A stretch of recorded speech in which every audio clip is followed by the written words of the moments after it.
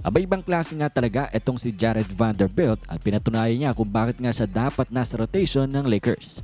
Well, alam nyo ba sa last 10 games ng Lakers ay isang beses pa lang nakalaro itong si Vando nang dahil itong si Coach Redick decided na ilagay out of the rotation itong si Jared Vanderbilt dahil nga yan sa kanyang offensive limitations. Nang dahil nga hindi siya masyadong magamit sa opensa, abay inupo na lang neto ni Coach Redick.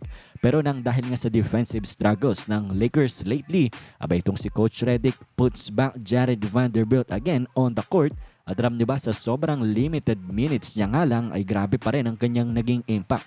In just 15 minutes of playing time ay napakadami niya ngang ginawa on the defensive end na talagang nagpatunay na dapat nga siyang nasa rotation ng Lakers.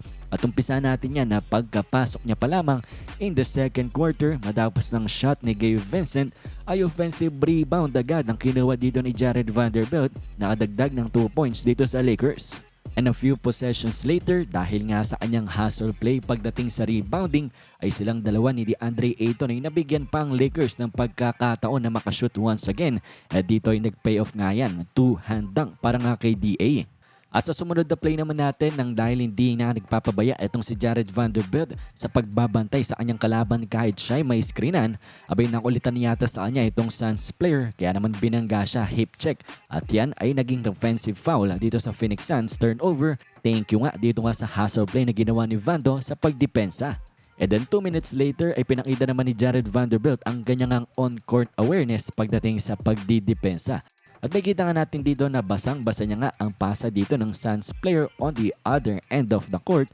Abay huling-huli yan ni Jared Vanderbilt, easy steal para nga sa kanya, naging transition take foul nga ito. Napakalaking tulong ng mga ganitong klaseng play nga sa Lakers, kumbaga fuel nga pagdating sa kanilang depensa at nahawa rin naman ang mga Lakers player to play this kind of defense din.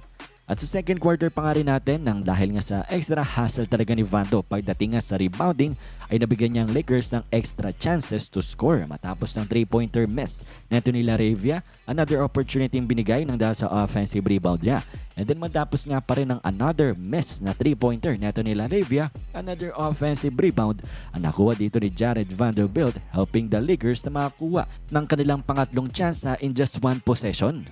At pagdating nga ng mahabang pagpapahinga ni Vando, pagpasok niya sa fourth quarter, abay defensive stop ang kanyang kinuha.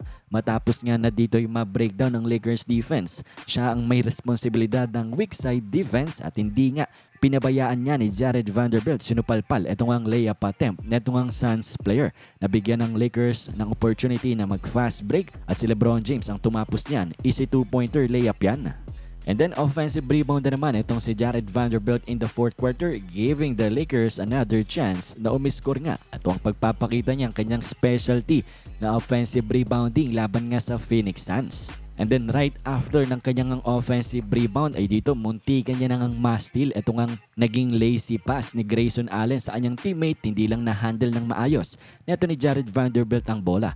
Kaya naman sa sumunod na possession inayos niya na nang dahil ganoon na naman ang kanyang ginawa nang dahil na naman sa pagbasa niya nga dito sa pasa ng Suns player ay na-steal niya nga ito at successful naman ang team ng Lakers dito. Kaso si Laravia hindi lang na-payoff yan pero nandyan na naman itong si Jared Vanderbilt.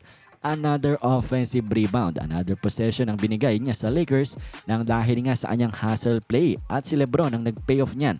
Wide open 3-pointer, pasok na pasok nga yan. At sa kanyang help defense naman dito kay Dillon Brooks ay na-steal na naman nila ang bola. At yan ay pagpapatunay lang talaga ng grabing ang defensive awareness neto nga ni Vando. And for sure, sa naging performance niya nga dito in just 15 minutes, ay dapat nga bigyan pasin ito ni Coach JJ Redick at lalong dagdagan pa ang kanyang minuto sa mga susunod na games nila. And I think malabo na makatanggap muli ng DNP or hindi palaroin ni Coach Redick itong si Vando matapos nga ng kanyang naging performance laban nga dito sa Phoenix Suns. Kayo paano bang masasabi nyo dito nga sa inyong napanood na grabe na hustle plays ni Vando na talagang napaka-positibo ng impact sa Lakers? Komento nyo lamang ang inyong mga opinion.